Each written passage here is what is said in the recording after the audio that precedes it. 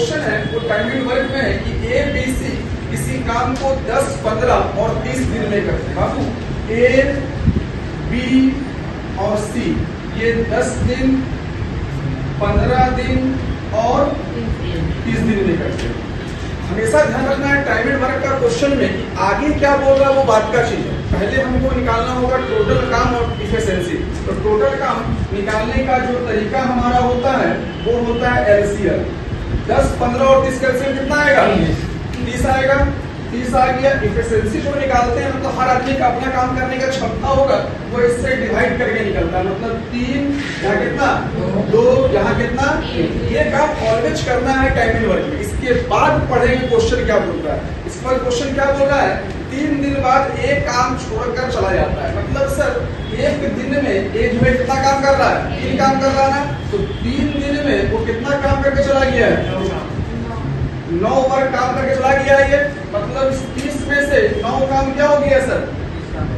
कम हो गया। 9 काम कम हो गया। फिर बोला है क्या 3 दिन बाद एक बी काम छोड़ देता है। मतलब बी के दिन में कितना काम है सर? 2 काम है। और 3 दिन बाद ये काम छोड़ देता है। कितना हो जाएगा? 3 और देखो 3 दिन बाद छोड़ता है मतलब 3 और 3 कितना हो गया?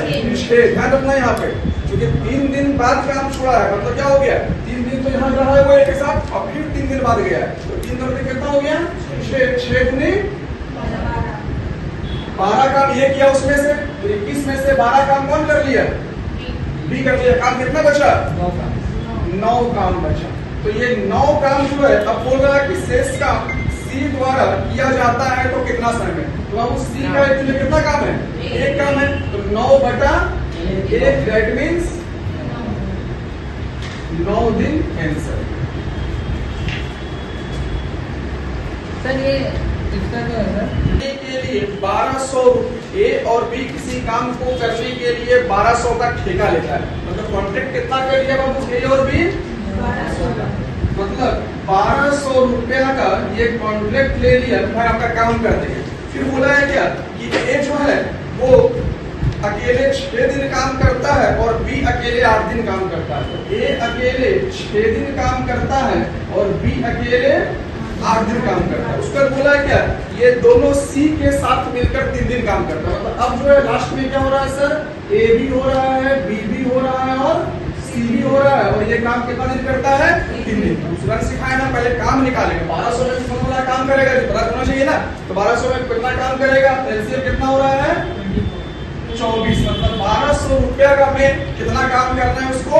24 काम करना है। 1200 में कितना काम करना है? 24 काम। तो कौन कितना काम करेगा एफिशिएंसी पता चलेगा हमारा। कितना काम करेगा? ये सर 4 काम करेगा। ये सर 3 और ये सर बाबू ध्यान से देखो। ध्यान से देखोगे समझ में आएगा कि 4 काम ए कर रहा है, 3 काम बी कर रहा है एक दिन में और एक दिन में ए बी सी तीनों 8 काम कर रहा है। ए बी सी कितना काम कर रहा है? 8 काम कर रहा है। उसमें से सी का कितना काम है?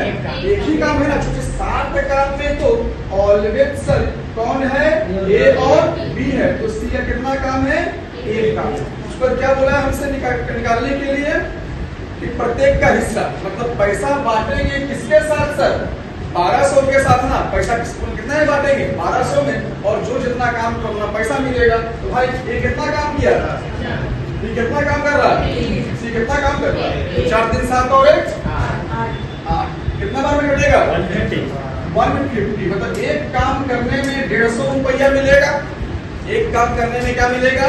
150 रुपया। तो ए जो है 4 काम करता है तो कितना मिलेगा? ए को 600 रुपया। बी सर 3 काम करता कितना मिलेगा? 450 रुपया।